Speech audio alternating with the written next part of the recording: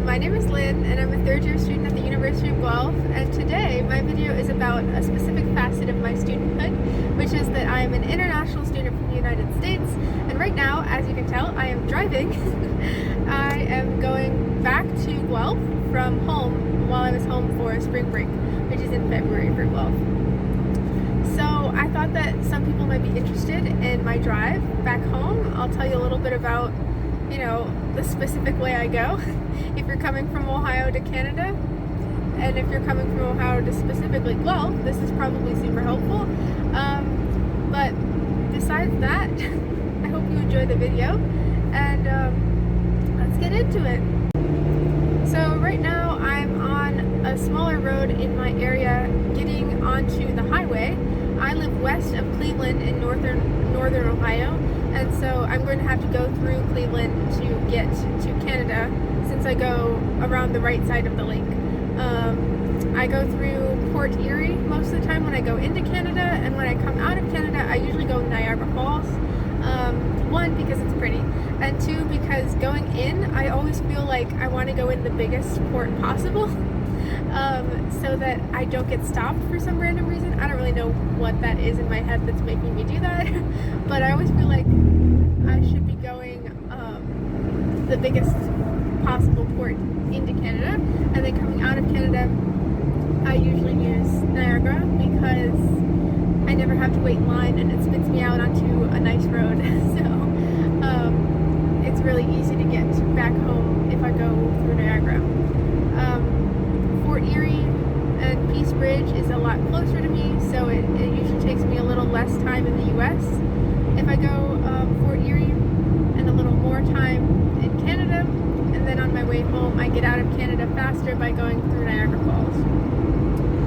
Anyway, I'll update you soon, maybe when I get into Pennsylvania, but for now I'm just gonna keep driving, listen to some music. I usually listen to Spotify on my phone. You can follow me on Spotify if you want to. I also have CDs in my car if I ever lose Wi-Fi for some reason. But yeah, talk to you soon. Welcome to Pennsylvania! I had a little bit of a stressful moment a couple minutes ago when I was just crossing the border into Pennsylvania. There was like a lot of traffic for no reason at all, and a ton of trucks. So that was very scary. I almost got sideswiped by a semi-truck, but I made it out. We're thriving. Pennsylvania is my least favorite state to travel through because it just feels so long. Like there's so much of Pennsylvania. It's like deceptively big. So I'll probably update you next when I'm in New York, but I'll talk to you then. I'm a little stressed. Hey, how's everybody doing? I am in New York.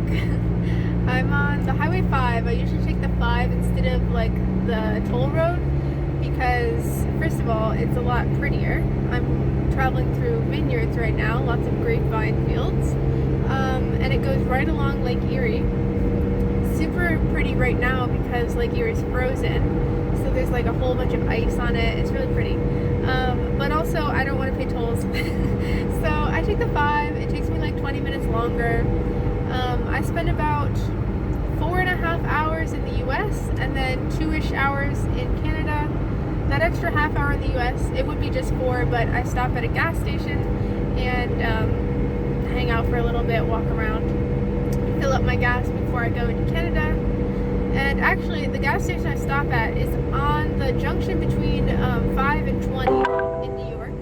And there's a route. We found a faster route via I-90 East, which saves 7 minutes. If you prefer to stay on the current route, tap no thanks. Anyway, my GPS is talking to me. So it's right on the junction between Route 5 and Route 20, and there's a roundabout there. And it's on the Seneca Reserve, and for some reason the gas stations there always have like maybe 20-30 cents cheaper per gallon than anywhere else I look. So that's really nice.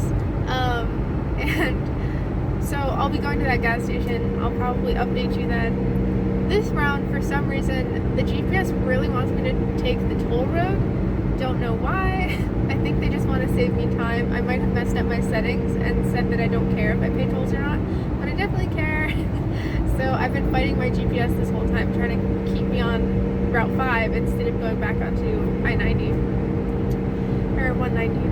But anyway, just wanted to update you, tell you what's going on in New York. It's very exciting to be only an hour away from the border. That means I'm at the halfway point. The gas station I stop at is basically the halfway point of my trip. So yeah, I'll see you then. Hey, look at me, I'm a liar. I'm back before I am at the gas station because it started snowing, and I thought that that would be a good time to talk about the weather. So I'm going through Buffalo, which gets a lot of snow, and I usually take into account, you know, if it's going to snow on Sunday, maybe I'll leave on Saturday instead. Or if it's super snowy the night before I'm leaving, I might wait a couple more hours so that the snowplows have a chance to get everything plowed before I'm coming through. I also recently found a website that has all of the traffic cams in Buffalo and on the other side of the border as well. So because I know like which roads I take all the time, I can actually look at the traffic cams and see what the roads are looking like. If they're super icy, maybe I'll wait a couple more hours, things like that. But I do take into account the traffic as well. So especially coming back into Canada, I don't want to be going through Cleveland at rush hour. That would be silly. It would take me a lot longer to go on my journey.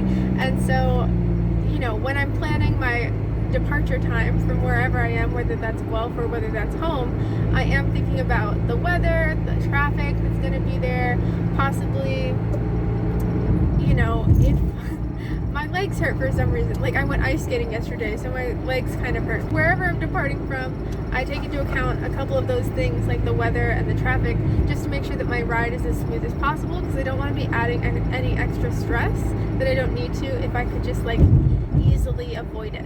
So yeah, just wanted to add that in right now, and I'll link below that website that I found the traffic cams on, because it was super helpful. Welcome to my gas station. You can kind of see it right there, but I promise we're at a gas station. I already filled up my car, I went to the bathroom, stretched my legs a little bit, because like I said, this is the halfway point between my house and Guelph, University of Guelph. So I always get out of the car here, and if I do that, this is my one stop that I have to make.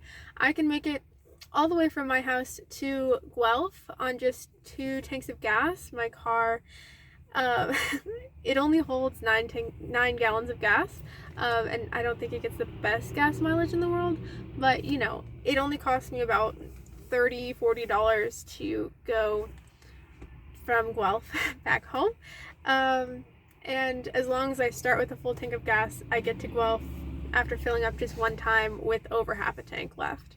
So that's pretty nice. While I'm stopped here and not distracted while driving, I thought that I would talk a little bit about what it takes to get through the border now with COVID. So I never personally drove to Canada before COVID. My dad would always bring me up in our big white van. Looks like a kidnapper van, but it's not. It's just a 15-passenger van. And so he would always drive. I never drove before any of the COVID restrictions were put in place. So the only way that I know is the COVID way, so I can tell you about that for sure. So before I even think about leaving, I get a PCR COVID test. And currently Ohio still offers those for free, I think. So like I don't pay any money for my PCR test, which is super nice. It would be a real bummer if I had to pay like $200 per test. But I don't. They're still free for some reason. I don't really know why, but they are. And so I get my PCR test and I make sure I have the results. You have to have that PCR test within 72 hours of the point you cross the border, like of the exact time that you cross the border. So I always make sure that I'm, you know, cutting it close, but not so close that I'm not going to get my results before I have to cross and show them my results. And once I have my COVID results, like usually on the morning that I'm going to travel, I open my phone up to the ArriveCan app. I'm pretty sure that everyone traveling into Canada has to do the ArriveCan app. It has options for by land, by sea, and by air. So I would assume that that means that everyone's supposed to be filling it out. I have never not filled it out, so I don't know what happens if you don't. But if you do fill it out, they know your vaccination status, they know your PCR test was taken and you got a negative result, they know your potential quarantine location. You have to stay at a quarantine location in case for some reason you test positive. And then they also know like your passport information. So they already have that when I'm coming to the border, and they know I'm coming approximately 4 o'clock today. So I don't know how that really works. There's also a QR code that they're like supposed to scan, but they've never asked me for the QR code. I don't really know what it does, but I do it every time because that's what you are supposed to do. So if you're thinking about traveling to Canada, look into the ArriveCan app. And of course, before I'm traveling, I'm making sure that everything that I'm bringing back with me is not something that I'm not allowed to cross the border with. So for example, like you can't bring milk products in because of the way that dairy works in Canada with the quotas and stuff like that. So, you know, check the rules before you go into the country, because you don't want to be stopped at the border for some stupid reason, like you were bringing in a yogurt cup. That would be ridiculous and frustrating. If this is your first ever time entering Canada and you plan to be studying at the University of Guelph, make sure that you know how to get your student permit, like your study permit, like your student visa. The first time that I came into Canada, when I knew I was a student, we just stopped at the customs and we spent about 4 hours getting my study permit. We had to prove a whole bunch of things about like who I am. We have enough money to pay for university, that I'm actually going, I've been accepted, and I plan to live there.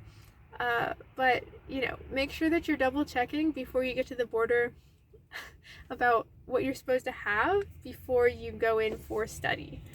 I remember in fall 2020, that was a time before vaccines, in like August of 2020. So no one was vaccinated, which meant that everyone going into the country had to quarantine. So I was quarantining for 14 days at the university, and I was supposed to have a quarantine like housemate. We weren't supposed to talk to each other, we weren't supposed to interact, but there was at least going to be someone else in the house with me, so it wasn't just like me alone freaking out about if the doors were locked or not.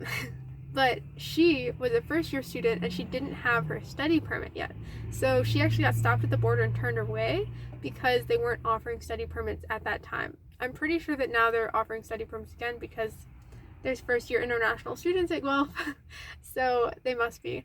But just make sure that you have that figured out in advance, like what are you gonna do when you get to the border. And just to like calm everyone down a little bit, I wanted to tell you the questions that they usually ask me at the border. Especially if you're traveling alone, it can be a little bit nerve-wracking to go and like be questioned by this border patrol agent. But really they usually only ask me where I'm going, where I'm coming from, why I'm going where I'm going, and then they start asking me about my PCR test and my vaccine status and things like that. So they sometimes also ask about like what I have in my car. Especially when I'm coming back into the US after being in Canada for a long time. They'll ask me if I have anything that I purchased in Canada. I don't know why they ask this question, but I always just reply with only clothes and they let me through. So, you know, don't lie about things you have in your car, but you don't have to tell them like everything you have in your car. You don't have to say like, I'm bringing a soda and a bag of bugles, and like you don't have to get that freaked out. You know, just like give them only what they're asking for. They're usually pretty nice, especially the Canadian Border Patrol agents. They're always super nice. They love talking to me about school. They usually talk to me about my program. And you know, it legitimizes you a little bit more if you know what you're talking about. So I always tell them that I'm in the Management, Economics, and Finance program. I want to be an accountant, things like that. Just like a little bit about my life, and then they realize I'm a real person, I'm not smuggling things. So yeah, I'm only 40 minutes away from the border now, so probably the next time that I update you will be in Canada. I'll let you know how the border crossing goes, and hopefully it goes well for me. It actually has like quieted down on the snow a little bit, which is super helpful.